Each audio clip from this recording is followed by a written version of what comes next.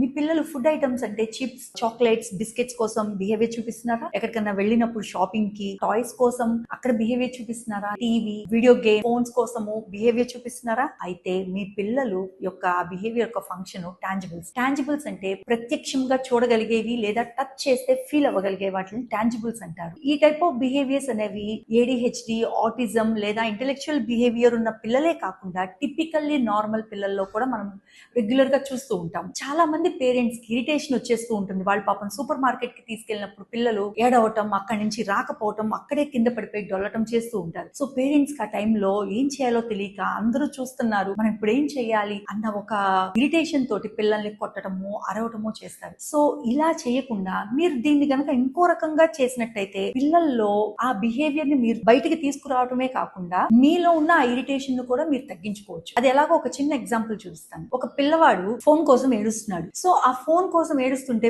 Parents ఆ phone ని లాక్కోవటమో లేదా ఫోన్ ఇవ్వకుండా ఉండటమో చేస్తారు. బట్ ఏడవటం అనేది ఎందుకు వచ్చింది అంటే ఆ పిల్లవాడు ఆ ఫోన్ కి ఎడిక్ట్ అయిపోయి ఉండొచ్చు. ఒకేసారి గనక 100% మీరు లాక్కున్నట్టయితే వాడు డెఫినెట్ గా ఏడుస్తాడు.